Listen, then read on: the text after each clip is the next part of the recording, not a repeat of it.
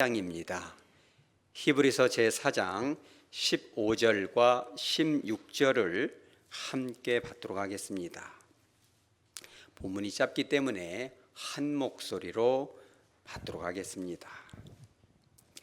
우리에게 있는 대제사장은 우리의 연약함을 동정하지 못하실 리가 아니요 모든 일에 우리와 똑같이 시험을 받으신 이로되 죄는 없으시니라.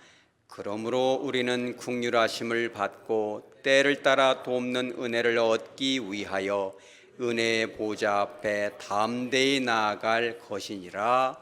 아멘. 잠깐 기도합니다. 하나님 아버지, 무더운 날씨 속에서도 저희를 보호하시고 오늘 은혜의 보좌 앞으로 인도하여 주시니 감사합니다. 특별히 성령 하나님께서 임재하여 주셔서 연약한 저희들의 심령을 말씀 가운데 치료하여 주시옵소서. 선포된 말씀을 통하여 거룩하신 하나님께 온전한 영광이 될 뿐만 아니라 어두워진 저희들의 심령이 성령의 불로 말씀의 빛으로 인하여 온전히 치료되고 회복되고 열매 맺는 귀한 시간 되게 하여 주시옵소서. 거룩하신 예수님의 이름으로 기도합니다. 아멘. 존 레닛이라는 분이 직관과 일이다, Intuition and Work라는 책을 썼는데 거기 보면 이런 내용이 나옵니다. 한 컨설턴트가 이제 의뢰를 받기를 원양어선에서 이제 의뢰를 했습니다. 연어를 잡는 배인데 최첨단 시설로 연어를 잡아서 이렇게 차곡차곡 쌓아가는데 가만 보니까 이 상품성이 떨어지는 일이 있어요. 그 연어의 생채기가 나니까 금방 부패도 되고 상품성이 어마어마하게 떨어지는 거죠. 물론 잡아서 팔기 위한 목적이지만 어부들 입장에서 보면 자식 같은 겁니다. 그래도 이 연어를 잘 잡아서 흠이 나지 않도록 보관하고 이렇게 해가지고 소비자들에게 전달하는 과정까지 해야 되겠는데 어렵게 잡은 것이 상처가 나니까 참 마음이 안 좋아요. 그래서 이모저모로 다 따져봐도 이게 찾을 길이 없어요. 어디서 연어가 이 상처가 나는가, 흠이 나는가. 컨설팅을 해보니까 이분도 와가지고 기계를 다 조사하고 모든 과정을 조사하니까 답이 나와요, 안 나와요? 안 나와요, 답이. 아무리 조사해도 모든 기계가 다 정상적으로 작동하고 도무지 원인을 밝힐 수가 없어요. 그러니까 이 컨설턴트가 어떻게 되냐면 연어가 되어 봐야 알겠다. 사람의 시각으로는 원인을 찾을 수가 없다. 어떻게 했기에 이 연어가 상처를 입었는가? 저와 여러분이 어떤 일이 있었기에 여러분들의 자녀들이 저와 여러분이 세상의 사람들이 상처를 입었는가? 흠이 났는가? 라는 것을 알기 위해서는 연어가 돼야 되겠다. 그래가지고 이분이 밥 먹고 이런 시간 빼놓고는 계속 연어의 입장에서 보기 시작합니다. 기계 속으로 들어가야 안 들어가요? 들어갈 수는 없겠죠. 하지만 상상을 하는 것입니다. 기계 속으로 들어갔다 나왔다 다 돌아다니니까 딱 한 군데서 답이 나와요. 기계는 이상이 없는데 누구의 이게 문제가 있어요? 사람 손에 문제가 있는 거예요. 사람이 마지막으로 그걸 점검하면서 손톱으로 긁는 거예요, 이게. 그래가지고 결국은 원인을 밝혀내고 연어가 되어보니까 연어의 입장, 연어가 왜 상처가 나는지를 아는 거죠. 여러분 따라서 눈높이. 이 눈높이가 이렇게 중요한 거예요. 여러분들 이 자녀들 손주들이 잘 되시기 바랍니다. 그러려면 여러분 잘 가르쳐야 되겠죠. 잘 가르치려면 어떻게 해야 돼요? 뭘 맞춰야 돼요? 눈높이를 맞춰야 돼요. 그러니까 어떤 눈높이 땡땡 이래 가지고 이런 회사도 있잖아요. 선풍적이었습니다. 어떤 엄마가 이제 4살짜리 젊은 엄마죠. 아기를 데리고 아기가 그렇게 인형을 사달라고 졸라대는 통에 야 성탄절 되면 사줄게 이래가지고 기다려 아기가 보니까 성탄절이 됐어요. 아기들도 다 알잖아요. 선물 사주세요 이러니까 엄마가 이제 돈을 다 준비해서 거리로 나가는데 기분이 너무 좋아요. 왜냐하면 선물을 사줄 수 있는 돈이 생겼으니까. 이래가지고 가는데 이제 캐롤성이 울려 퍼지고 막 사람들이 많고 하니까 재밌잖아요. 애기도 재밌겠지 하고 딱 보니까 애기는 얼굴이 어두워요. 그래가지고 드디어는 아기가 원하는 이 가게 전방 이 밖에 딱 섰는데 막 사람들이 있고 아기가 좋아할 만한 인형이 보이고 하니까 야 들어가자 잡아당기니 아기가 가요 안 가요? 안 가 아기가. 그래서 생각하기를 이상하다. 그렇게 원하는 인형이 바로 코앞에 있는데 왜 좋아하진 않을까? 그래가지고 아기가 이렇게 찡득거리고 있고 찡찡대고 하니까 엄마가 기분이 좋아요 안 좋아요? 안 좋죠. 여러분 같으면 그 얘기를 어떻게 물을까요? 그죠? 어떤 엄마들은 막 꿀밤을 줘버리죠. 야 이거 돈 모으느라고 얼마나 힘쓰는 이게 애쓰는지 아냐. 엄마가 시간 내서 오늘 이렇게 야근 끝나서 왔는데 그 울으면 되겠냐고 꿀밤부터 먹일 수도 있겠죠. 근데 그 엄마는 여러분처럼 참 따뜻한 엄마고 그래가지고 이렇게 왜 우는 거야 하고 쪼그려서 딱 앉아서 아기의 눈높이를 딱 맞추니까 신발끈이 풀어진 거예요. 할렐루야. 엄마 눈에는 그게 안 보이잖아요. 그래 신발끈을 딱 메고 아기의 시각으로 딱 보니까 가게 전방이 보여요 안 보여요? 하나도 안 보여요. 4살짜리 아기 눈에는 인형도 안 보이고 이 진열장이 높아서 진열장도 안 보이고 아기 눈에 보이는 것은 어른들 신발하고 다리밖에 안 보여요. 그런 얘기가 짜증이 나고 이게 속이 상한 거죠. 사람들은 어떤 현상을 볼 때 누구의 시각으로 봐요? 자기 시각으로 보는 거예요. 자기의 관점이 다 맞다고 생각하니까 아기의 시각과 입장은 이해가 돼야 안 돼요? 안 되죠. 연어의 입장이 이해가 됩니까? 안 되는 것입니다. 그러니까 우리가 눈높이를 낮춰봐야 그 사람의 입장이 되고 그 사람에게 상처를 안 주고 그 사람을 품을 수 있고 그 상대방을 누구에게까지 데려올 수 있어요? 주님께로 모셔올 수가 있는 거죠. 야 이거 좋은 거야 예수 믿으면 복 받는데 코를 탁 비틀어버려. 그러면 되겠어요 안 되겠어요? 안 되는 거죠. 우리는 최선을 다한다고 합니다. 자녀를 키울 때도 여러분 최선을 다하셨어요? 예 라고 많이들 대답하는 걸 제가 들었는데요. 이것은 이제 공개된 내용이기 때문에 여러분들에게 잠깐 나누는 것입니다. 듣고 이 젊은 엄마를 위해서 기도해 주시기 바랍니다. 참 좋은 엄마죠. 이렇게 이 글을 공개해서 이렇게 기도를 또 부탁하고 이런 분이 있는데 이 딸이 2명이 있어요. 근데 이렇게 글을 썼어요. 저는 이과 성향이고 제 남편도 이과 성향이고 큰딸도 이과 성향인데 해필이면 막내딸이 문과 성향이어가지고 성질이 안 맞아요. 그래요. 그러니까 다 성질들이 급해요. 막 외향적이고. 그러니까 이제 이 젊은 엄마가 뭐라고 하냐면 성향이 다르니까 참 힘드네요. 둘째 딸이 다 5학년인데 저는 성질이 이과 타입이라 뭐에 집중했는데 방해 붙이면 그렇게 기분이 안 좋거든요. 책을 읽고 있다거나 요리를 하거나 뭘 집중할 때 자꾸 방해를 부리면 성이 가셔요. 근데 우리 둘째 딸은 문과 성질이 가지고 뭘 자꾸 알아야 되고 자꾸 물어봐 쌓고 치마를 잡아당기고 참아야 되는데 잘 안 참아져요. 우리 둘째는 생각을 깊이 하는 사고력 스타일이라 눈에 보이는 건 다 물어봐야 돼요. 조잘조잘 참 말이 많아요. 성이 가셔요. 이렇게 얘기를 했어요 엄마가. 너무 힘들다는 거예요. 그렇게 따라다니면서 뭘 물어봐 쌓고 뭔 얘기를 했었고 학교 가는데 누가 어쨌든 저쨌다니 그 소리가 듣기 좋아요 싫어요? 듣기가 싫죠. 바빠 죽겠는데 야 조용히 좀 해라. 왜 이렇게 말이 많냐. 막 성이 가신다. 둘째 딸이 저를 막 가둬놓는 느낌이에요. 이렇게 얘기를 했어요 젊은 엄마가. 그러면서 자기 시야로 자기의 시각으로 보니까 자기 남편도 하루 대 이러고 와가지고 힘들고 자기도 맞벌이 해가지고 힘들고 그 밥을라고 하는데 그렇게 성이 가시게 말을 걸었었고 큰딸은 사춘기가 들어가가지고 힘이 버거운데 그 언니 야 언니 건들지 마. 사춘기니까 얼굴이 오늘 화가 난 것 같으니까 언니 건들지 마라 그러는데 기어이 가서 언니 이래서 저래서 말을 걸으니까 엄마가 막 기분이 나쁜 거예요. 이 둘째 딸이 온 가족을 괴롭히는 것 같이 보이는 거예요. 그래서 뭐라고 하냐면 너무 힘들어요 둘째 때문에. 너무 성이 가세요. 성질이 안 맞으니까 성격이 안 맞으니까 어떻게 이런 애가 태어나가지고 너무 피곤하니까 자기가 둘째 딸의 입장에서 생각해 보면 참 마음이 따뜻하고 친절하고 사려 깊어서 커서는 좋을 것 같은데 나한테는 만큼은 성질이 가시고 우리 집에는 없으면 좋겠는 애 같아요. 이 아이를 도대체 어떻게 하면 좋을까요? 받아주고 들어주고 그 얘기를 다 들어줘야 되는데 뻔한 얘기 듣지 않니 너무 기분이 나쁘고 바빠 죽겠는데 괴롭네요. 혹시 여러분 그런 분 있어요 없어요? 다 대답 안 하네 그죠? 그러니까 여러분 자 봐요. 내 배로 난 딸이라도 이해가 쉬워요 어려워요?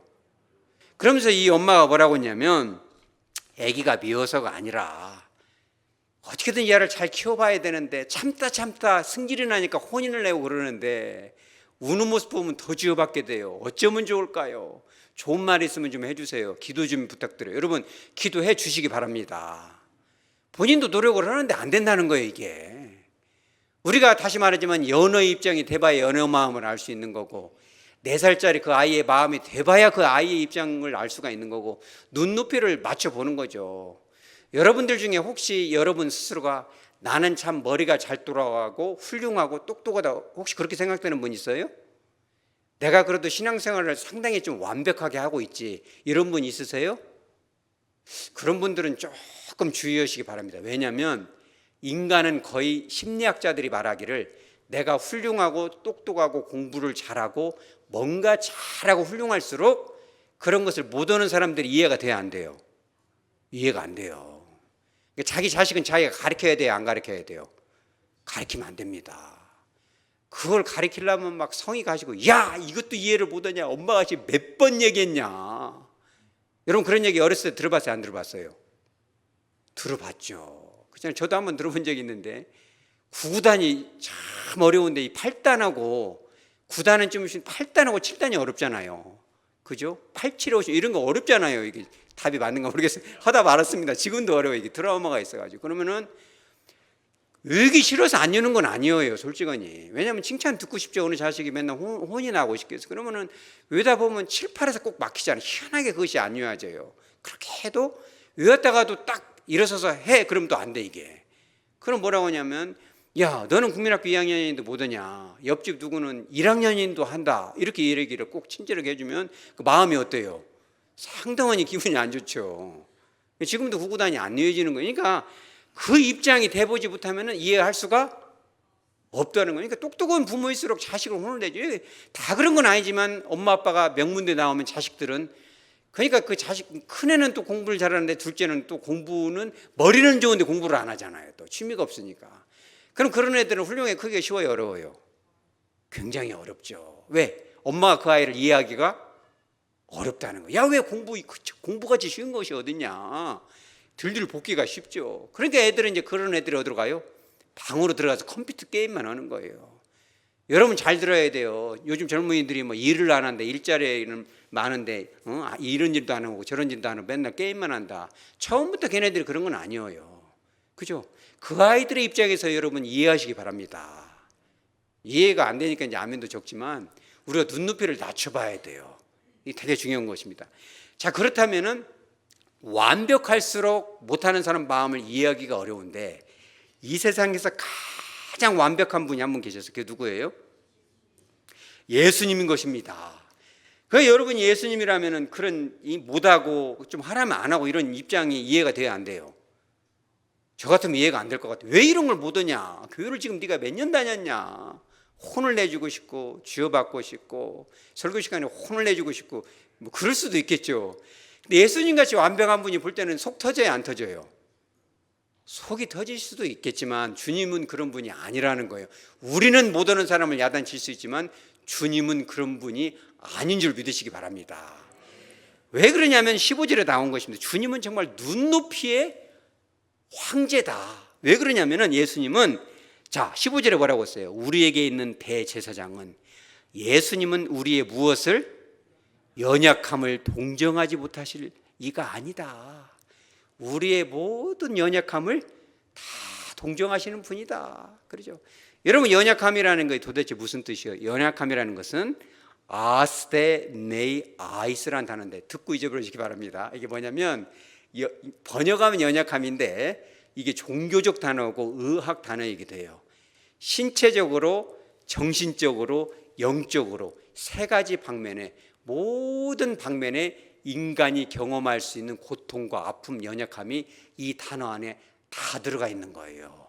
여러분들이 경험할 수 있는 모든 아픔과 상처, 고통을 예수님께서 다 동정하신다. 이 동정하신다라는 단어는 더 놀라운 단어인데 쉼파데사이라는 단어, 듣기만 하시기 바랍니다. 쉼파데사이. 그러니까 영어에서도 쉼이라는 단어가 이제 쉰 이런 비슷한 뜻으로 번역이 되는데 함께 같이 이런 뜻이죠. 그래서 이 쉼파데사의 동정하다는 단어는 동정하다는 뜻도 있고 공감하다는 뜻도 있고 다른 사람과 똑같은 감정을 느끼다 이런 단어도 뜻도 있지만은 가장 분명한 직역을 하면 뭐가 되냐면 함께 고난을 받다 이런 뜻이에요. 함께 고난을 받다. 여러분들이 살면서 이제 고난을 받잖아요, 우리가요. 나만 왜 이렇게 힘들게 살지? 여러분 그런 생각할 때 있어요? 다른 사람들은 다 부모 잘 만나가지고 요렇게 잘 살고 각시 잘 만나서 요렇게 잘 호강받고 자는 나보다 공부도 잘 못했는데 어떻게 했는지 좋은 남편 만나서 호의호식하네. 자는 별 착하다는데 어떻게 저런 남편 만났지? 여러분 그럴 때 있어요, 없어요? 있다는 분이 몇 분 계신 걸로 제가 들었는데 그게 성질이 나잖아요. 근데 여러분 우리가 살다가 그런 아픔이 있을 때 주님은 함께 고난을 받았다. 네가 고통할 때 나도 그 자리에 함께 있어. 우리 따라서 함께 계셨다. 우리는 그걸 인지를 못할 수도 있지만 하나님은 예수님은 그 자리에 함께 계셨다는 거예요. 그럼 어떤 분들은 그죠? 예수님이 우리와 이런 것을 함께 했다니 말이 됩니까? 그래서 15절에 보면 이런 말이 나와요. 예수님은 어떤 일에 우리와 똑같이 시험을 받았다? 따라서 모든 일, 우리가 경험할 수 있는 모든 일의 시험과 환난과 고난을 예수님이 다 당하셨는데 이 모든 일이라는 단어가 판타, 모든 일이란 뜻이에요. 그러면 또 의심이 많은 분들은 혹시 이렇게 물어보는 분이 있는가 모르겠어요. 어떻게 예수님이 모든 일을 경험하셨습니까? 예수님은 청년 나이에 이렇게 천국으로 올라가셨었는데 자식 새끼도 안 낳아봤는데 어떻게 부모된 마음을 압니까? 예수님은 아기 낳아보셨어요? 아기 낳을 때 아이고 배야. 여러분 남편들은 그 마음 알아요, 몰라요? 몰라죠. 막 배가 하나도 안 아팠다가 또 몇 분 되면 막 배가 막 아팠다가 또 안 아팠다가 막 아팠다. 그런 걸 남편들은 아무리 할래야 그걸 이해할 수가 없잖아요. 그러면 예수님은 그런 배를 안 아파봤잖아요. 또 어떤 분은 그죠? 예수님은 우리 같은 노인의 마음을 모르죠. 허리가 아프고 무릎이 아프고 어떻게 예수님이 알겠어요? 그러면 예수님이 모든 걸 경험한 거예요, 아는 거예요? 참 어려운 질문이죠. 근데 오늘 본문에서는 판타 모든 것을 경험했다. 그러니까 문자적으로 모든 것을 다 경험했다라기보다도 인간이 경험할 수 있는 모든 종류의 아픔과 상처를 본질적으로 경험했다는 거예요. 여러분 믿으시기 바랍니다. 그런 것들이 실감이 안 나는 분들을 위해서 쭉 연구를 해보니까 이런 것이 있어요. 어떤 분들은 그러죠. 목사님 저는 태어난 것이 죄입니다. 저는 태어난 것이 비극이고 출생에 아주 그냥 저는 벌을 받은 것 같아요. 죄가 많아서 그렇게 태어난 것 같아요. 제가 그냥 미국 같은데 뉴욕 같은데 태어나야 되는데 그 막 땅끝 같은데 막 어촌에서 태어나가지고 이렇게 구박받고 살아. 여러분 그런 분 있으시면 위로 받으시기 바랍니다. 누가복음 2장 7절에 이렇게 나와요. 첫 아들을 낳아서 뭘로 쌌어요? 강보로 쌌어. 어디 누워요? 구유에 뒤었으니 이는 여관에 있을 곳이 없음이더라. 출생이 내가 이런 집구석에서 태어났구나. 예수님이 참 로마 같은데 그냥 아주 그냥 이런 황제의 아들로 태어났으면 얼마나 기분이 좋으셨겠어요. 어차피 한 번은 십자가 못 박히는 거 그런 영광이라도 좀 하게 해야지. 하나님 아버지가 그냥 이스라엘 작은 그 침략받는 땅 이스라엘에 태어났으면 예루살렘이라도 좀 태어나지. 그 베들레헴에서 그냥 해피름 거기서 분만이 시작돼가지고 호텔도 아니고 여관방 방이라도 좀 큰 방에다 좀 하지. 방도 없어가지고 마구간이라도 좀 이불이라도 좀 깔아놓지. 어디다 누웠어요? 말 구유에 누웠잖아요. 그러면 성장 과정이라도 좀 서울 같은데 저기 시골 살면 광주로 이사 와서 조금 그런 도시바람이라도 좀 쐬어주고 과일이라도 시켜주고 좋은 학원이라도 좀 보내주지. 그잖아요. 갈릴리 거천에서 거기서도 그 나사렛에서 뭔 선한 것이 나겠느냐. 그런 동네에서 예수님이 성장을 하잖아요. 여러분 위로 받으시기 바랍니다.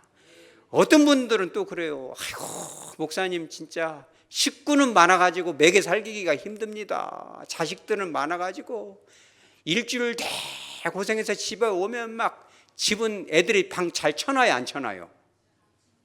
여러분의 애들은 잘 쳐놓는 모양이 대답 안 하는지 모르겠지만 보편적으로 자식 새끼들은 방을 안 쳐요. 그러면 새벽부터 밤늦게까지 뼈를 갈아 넣어서 일을 하고 자식들을 다 먹여 살리고 집에 오면 나이 좀 먹어서 방 좀 시원하면 좋지만 막 돼야지 우리가 돼가지고 막 그놈을 다 치우려고 하면 눈물이 나야 안 나요? 그러면 자식까지 한지라 많이 나면은 그걸 치우기가 눈물이 나잖아요. 그지만 직업이라도 좋아가지고 돈이라도 팡팡 잘 벌면 좋지만 돈도 안 벌려고 그러면은 정말 성이 가셔야 안 가셔요? 여러분들은 돈 많이 버니까 대답 안 하지만 그 힘든 것입니다. 그러니까 이것이 이제 가족 계획이 잘못돼가지고 그럴 수가 있는데, 예수님 같은 경우는 아버지도 일찍 돌아가셨잖아요. 그 예수님 직업이 뭐예요? 마가복음 6장 3절에 이 사람이, 예수님 보고 이 사람이래요. 세상에 마리아 애들 뭐가 아니냐? 목수가 아니냐? 예수님 목수래. 예수님 막 뚝딱뚝딱 두드려가지고 먹이 살려야 되는데, 아버지는 해피는 요새 건강관리를 잘 못 하셨는데 일찍 가버리고, 나도 아들이고 사랑 좀 받자. 내가 하나님 있는데 네 뱃속으로 들어갔다 나왔으니까 조금 고생 좀 덜 시켜야 되지 않냐? 근데 아기를 또 많이 낳고 돌아가셔가지고, 아기가 몇이에요?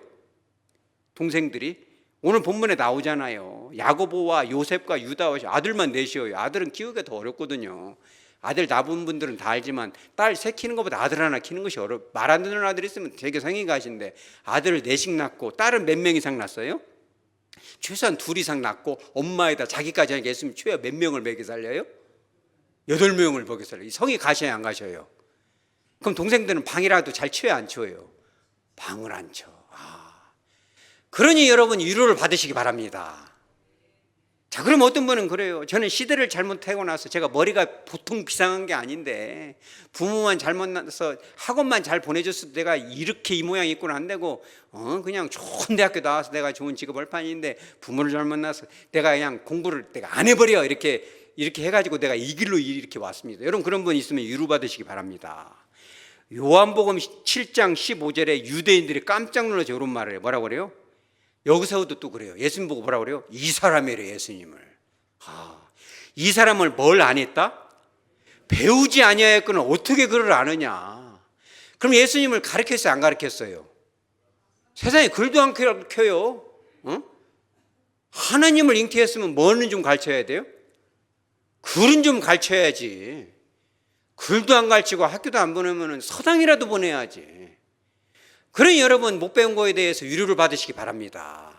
얼마나 위로가 됩니까? 또 어떤 분 그러죠. 예수님은 배가 안 고파 봤잖아요.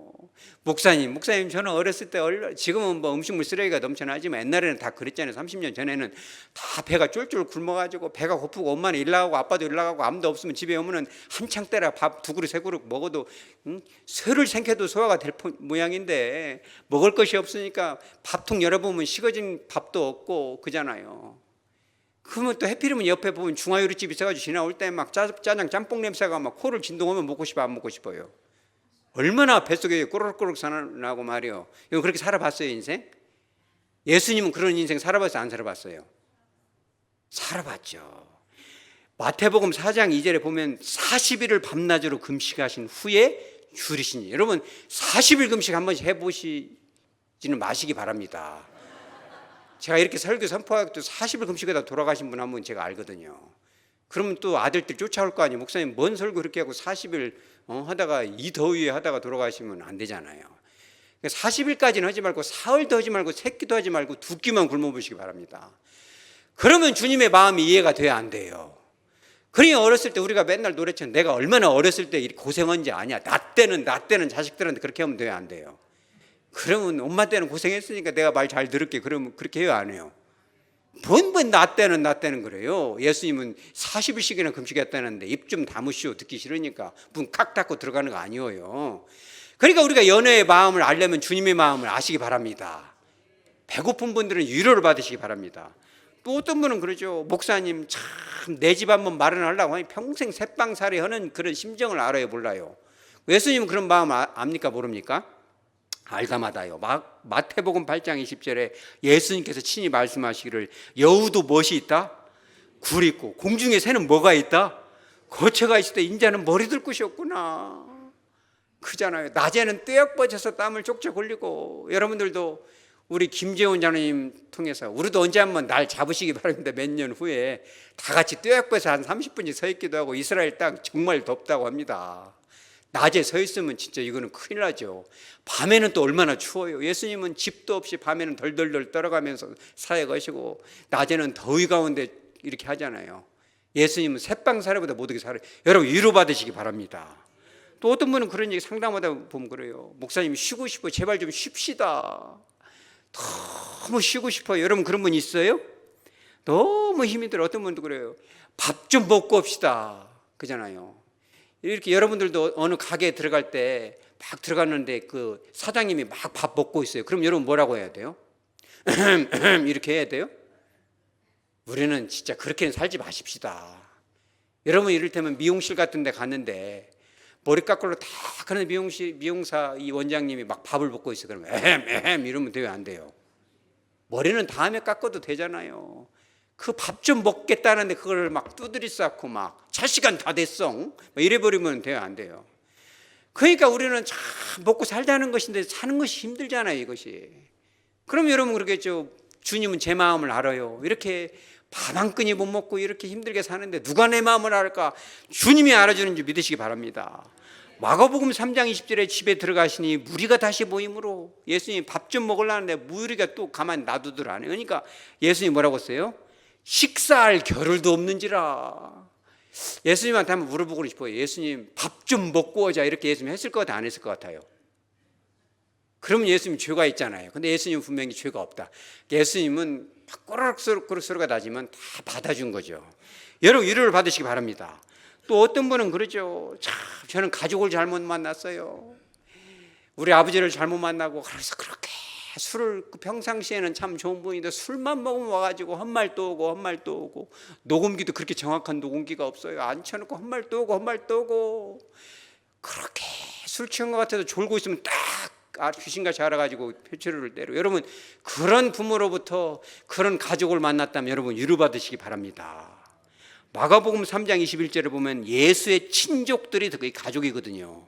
예수님을 붙들러 나오니 이는 그가 어찌다? 미쳤다 하밀러라.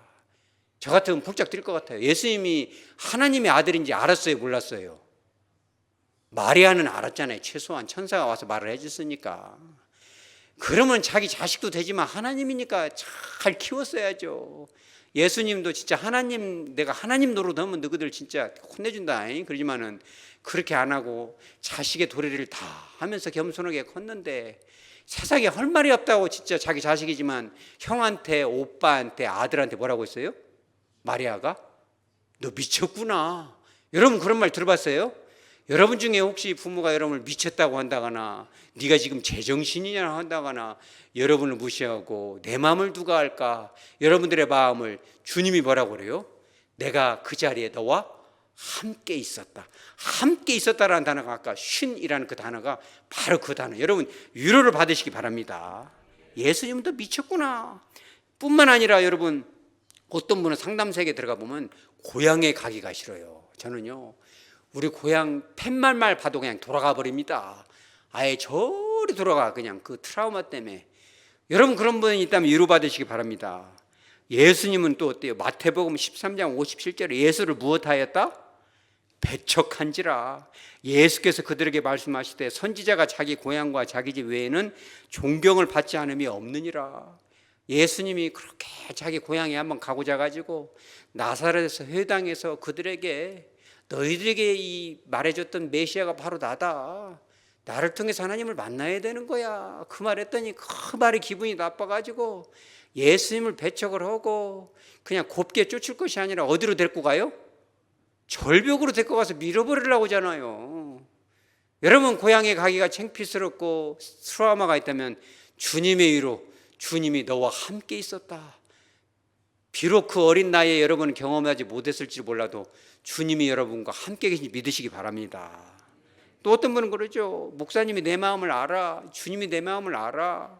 배신을 당해도 요만저만 배신을 당하고 내가 너한테 얼마나 잘했냐. 여러분 그런 말 해봤어요? 안 해봤어요? 그냥 앉혀놓고 말하죠. 내가 너한테 얼마나 잘했냐. 네가 어떻게 나한테 그럴 수 있냐. 여러분 그런 사람이 있어요? 없어요? 그런 사람이 있다면 주님의 위로가 임하시기 바랍니다. 그죠? 예수님은 얼마나 참 기가 막혀요. 제자 중에 제일로 성질이 급해가지고, 그런 제자는 원래 수제자감이 아니고 성질이 급하잖아요. 막 굴속으로 또 푹, 물속으로 또 푹 들어가 버리잖아요. 막 또 푹 빠지면 살려주세요 하고 막 그러잖아요. 이게 누구예요? 베드로가 마태복음 이 대표적으로 많은 사람들이 배신했지만 26장 74절에 그러잖아요. 베드로도 또 똑같은 말이에요. 나는 누구를? 그 사람을. 이게 좋을 때는 주님 하다가 기분 나쁘면 그 사람 그잖아요. 그 사람을 알지 못하노라. 예수님 다 보고 계신데 뭐 하면서 그런 말 했어요? 저주하면서 맹세까지 하면서 그 사람을 알지 못하겠다. 혹시라도 사람으로부터 배신당하고 상처받았다면 주님의 위로가 여러분의 것이 되시기 바랍니다. 또 어떤 분은 그러죠. 목사님, 저는 정말 억울한 인생을 살았어요. 저같이 억울한 사람이 있으면 어디가 있을까요?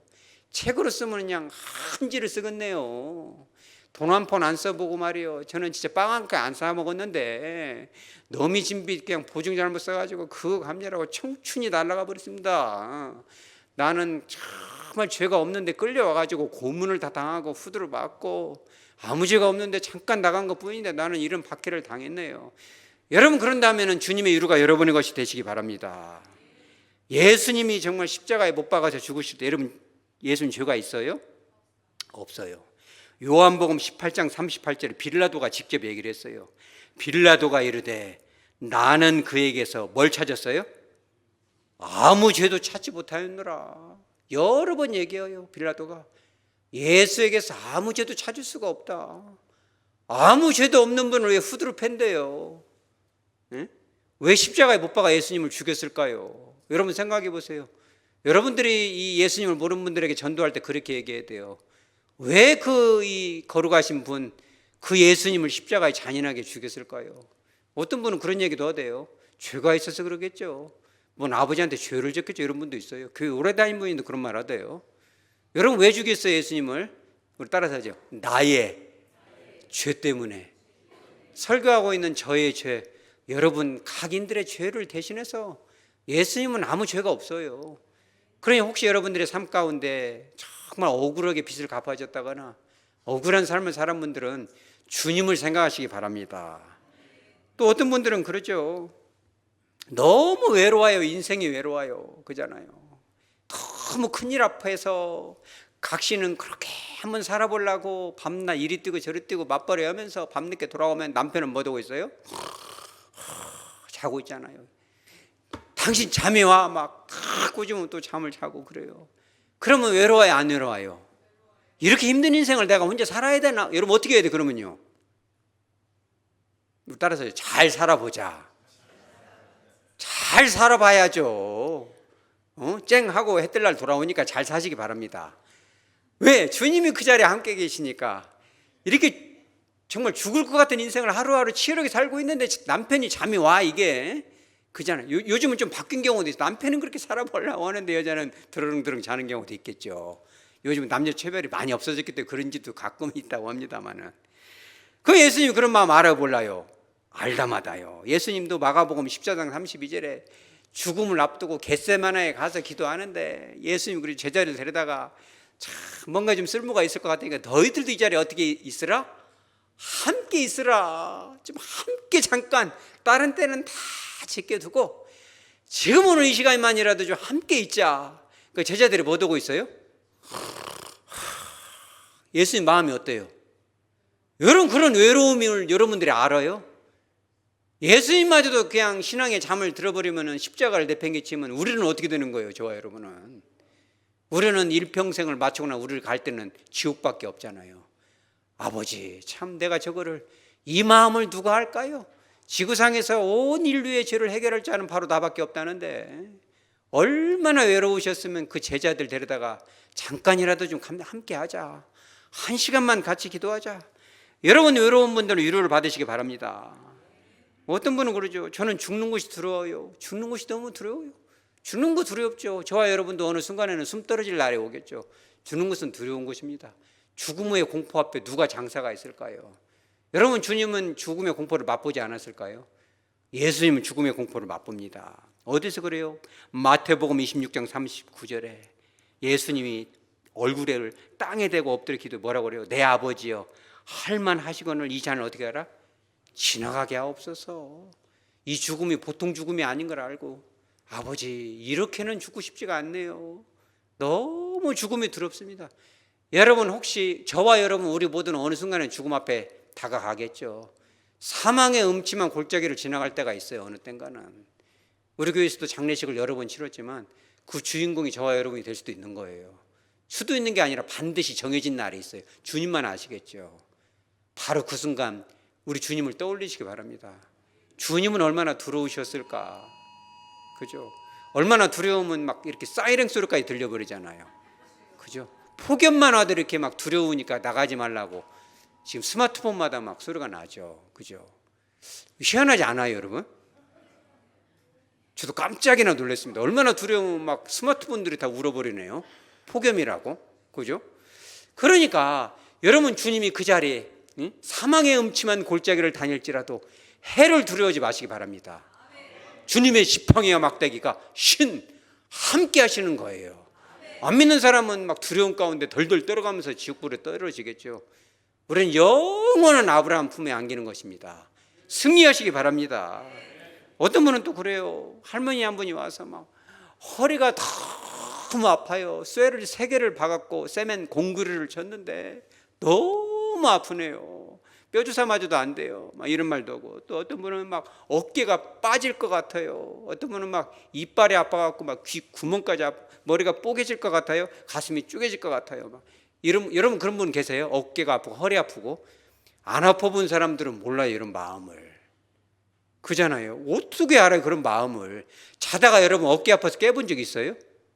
잘 자다가 자세가 바뀌면 어깨가 아파버리잖아요. 저도 그런 걸 좀 경험해봐서 몇 번 이렇게 자다 뒤척인 적이, 지금은 이제 안 아프고 주님의 은혜로. 그런데 그런 분들은 주님을 기억하시기 바랍니다.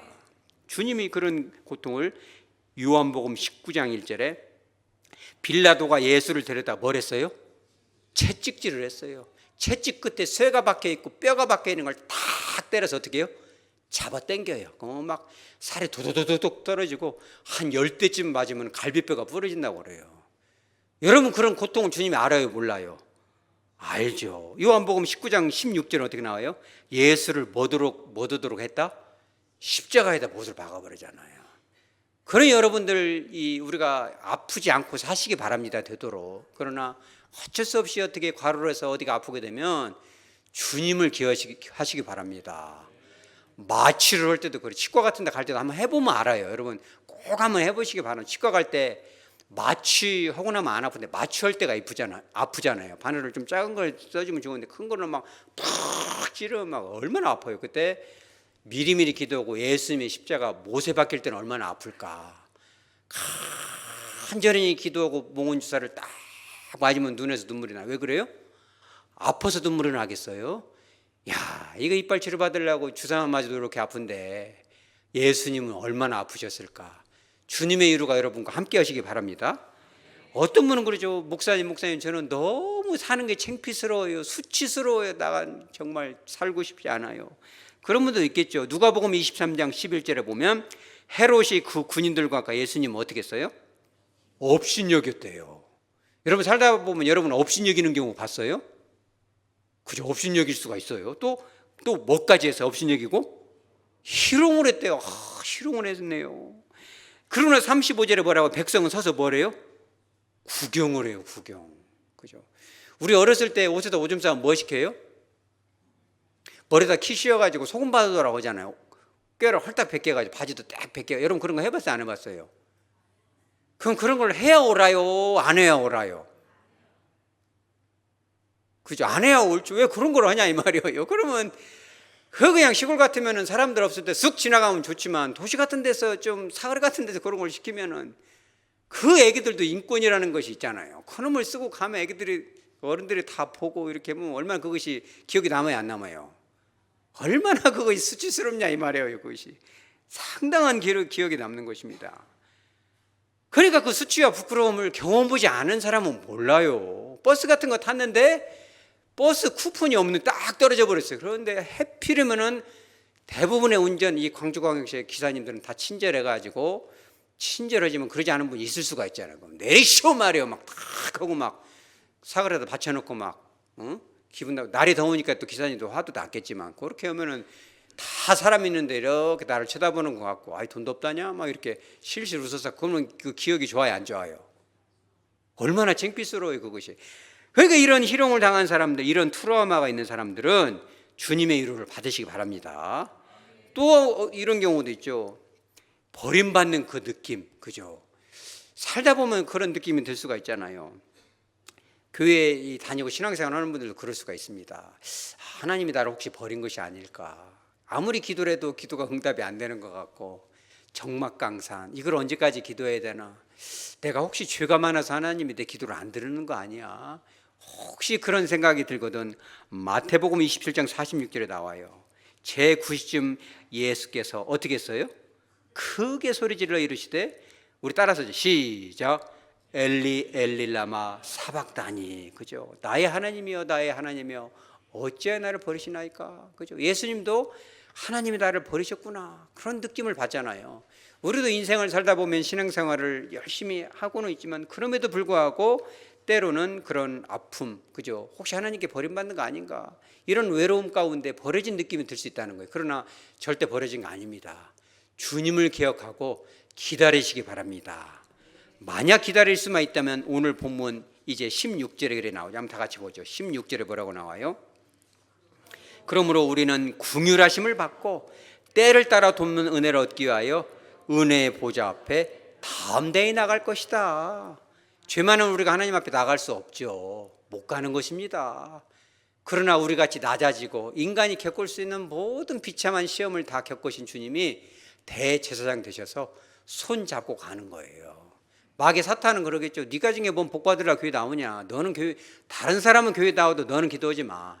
이럴 수도 있어요. 사탄이 마음속에서. 그러나 우리의 대제사장 되신 예수님 그래요. 여러분의 손을 잡는 것입니다. 담대히 가는 거죠. 그러면 하나님이 우리를 어떻게 해요?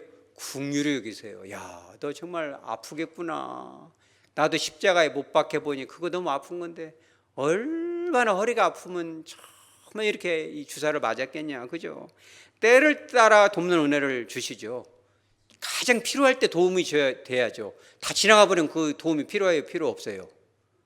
그죠? 돈 도구잖아요. 제일 필요할 때 딱 그때 필요한데 등록금 못 내가지고 딱 제적당하거나 퇴학 맞고 나서 돈 들어오면 그 뭔 필요해요? 오늘 여기서 때를 따라 돕는 때를 따라라는 것은 가장 적절할 때, 가장 적절할 때 여러분들에게 응답하시는 거예요. 누구로 인해서? 예수님 때문에. 우리가 감히 하나님 아버지 앞에 나갈 수 없지만 예수님이 하나님이신 예수님이 성자의 하나님이신 예수님이 인간의 몸을 입고 우리 모습이 돼서 우리가 겪을 수 있는 모든 고난과 슬픔과 부끄러움을 다 당하시고 인간의 몸으로 그죠? 성령 안에서 우리 손을 잡고 하나님 아버지께로 인도하시는 거예요. 여러분 그런 은혜를 맛보시기 바랍니다. 여러분의 아픔이 치료받으시기 바랍니다. 뿐만 아니라 그런 은혜를 우리가 받았다면 여전히 주님을 모르는 우리의 자녀들, 세상에서 방황하는 그들 앞에 성육신하셔서 낮아지신 주님처럼 우리도 그들의 눈높이를 맞추시기 바랍니다.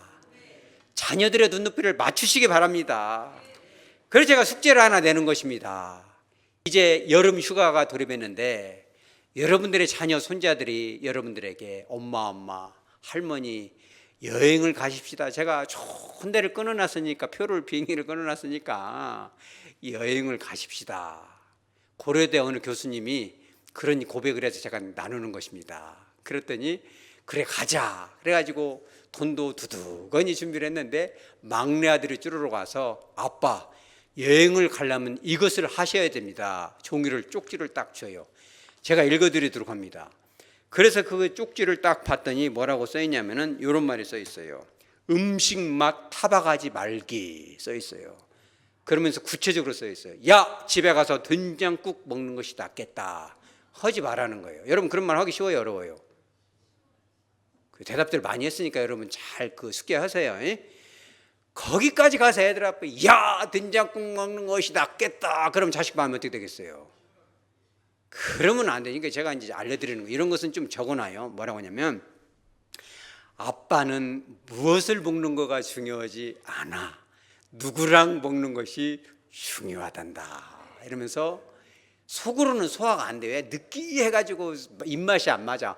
차라리 고추 마음속으로만 하세요. 고추장 갖다 확 비벼 먹어버리면 좋겠네. 뭐 이런 것을 먹는다냐 전문 애들이. 그러지 마시고 안 그러면은 기도라도 하세요. 금식하는 마음으로. 그래서 이걸 하세요. 아가, 내가 뭘 먹는가는 중요하지 않아. 딸아, 참 모처럼 너랑 음식 먹으니까 너무 행복하다. 우리 딸은 행복하다. 그렇게 말하시기 바랍니다. 이런 말 하기는 진짜 어려운 거예요. 차라리 영어로 회화를 배우는 것이 쉽지 이런 말은 어려운 것입니다. 야, 아들아 진짜 좋은 경험했다. 네 덕분에. 이렇게 하시기 바랍니다. 또 두 번째 하지 말할 것이 뭐냐면 이거 물어보지 말아요. 뭐냐면 야, 이거 얼마냐? 이거 물어보지 말아요. 꼭 할머니들 할아버지들 엄마 야, 이거 얼마냐? 이거 얼마냐? 그렇게 하기가 쉬워요, 어려워요? 그렇게 하지 마시기 바랍니다. 눈높이를 맞춰주세요. 내가 볼 때는 쓰잘데기를 없는 걸 사온 것 같고 야, 이 돈이면 어디 마트 인터넷 들어가면 몇 개도 사든 너 이놈의 자식 이러면은 그 여행이 즐거워 안 즐거워요? 그러니 아무도 환영 못 받는, 그러니까 전도가 되겠어요. 그것이 그렇게 하면은 애들이 양 삼천리나 도망가 버리는 거니까 딱 봤을 때 그런 생각이 얼른, 우리는 여러분 머리가 좋잖아요. 얼른 생각이 나더라도 그런 말 하지 말고 우리 따라서 하세요. 선물 고맙구나. 여러분 꼭 그렇게 마시기 바랍니다. 제가 꼭 그냥 확인하도록 합니다. 세 번째 하지 말할 것이 뭐냐면 이게 다냐? 이렇게 물어보는 거예요. 뭘 먹으러 가면 이게 다냐? 이렇게 물어보고 아들들은 뭐 이거 여기를 오면은 이것을 봐야 된대. 다 했는데 엄마가 보기에는 재미가 하나도 없어. 이게 다냐? 물어보면 애들이 기분이 어때요? 아, 기분이 안 좋죠. 우리 따라서 하죠. 참 재밌었어. 여러분 재미있는 이유가 뭐예요 도대체? 그 자리에 누가 있으니까 그래요? 아들이 있으니까 그런 거예요. 여러분 제가 시키는 숙제를 여러 가지 응용 문제로 재해석해서 이것을 풀어나가기 시작하면 자식들이 그렇게 집에 안 들어오던 자식들이 여러분들의 집에 슬금슬금 다가올 줄 믿으시기 바랍니다. 그럼 애들이 숙제를 내줘요. 엄마 아빠가 볼 때는 좀 자식들이 볼 때는 반가운데 한참 있다 보면 좀 버거워요, 안 버거워요? 버겁죠. 특히 아들이나 이런 경우는 좀 하루 이틀은 좋지만 좀 지나면 버겁잖아요. 자, 언제 가지? 물어보기 어떻게 돌려서 물어보고 이렇게 할 수가 있잖아요. 너 언제 가냐 이럴 수가 있는데 이제 막 내신 숙제를 응용 문제로 해서 많이 재해석해서 풀게 되면 자식들이 오기 시작해. 왜 와요? 여러분 안에서 뭘 보니까? 예수님을 보니까. 그러면 그 교회가 좋은 교회인지 알고 마음속에 머리가 좋아서 얼른 생각나서 야, 이게 뭐냐? 다냐? 이러냐? 이런 말을 딱 금식하는 마음으로 닫고 참 아들과 함께하고 딸과 함께하니까 너무 행복하다. 따라서 사랑한다. 이렇게 말을 해주면 그 아이가 내 안에 있는 누구를 만나게 돼요? 예수님을 만나는 거예요. 여러분들의 친족들이, 여러분들의 자녀들이, 여러분들의 이웃들이, 친지들이 예수님을 만나는 것입니다. 그와 같은 눈높이의 사랑, 그런 사랑을 주신 주님을 일평생 만날 뿐만 아니라 저와 여러분을 통해서 많은 이들이 주님을 눈높이로 만날 수 있는 축복이 저와 여러분의 것, 우리 하백교회 공동체의 것이 되기를 주 예수 그리스도 이름으로 축복합니다. 아멘. 다 같이 찬송가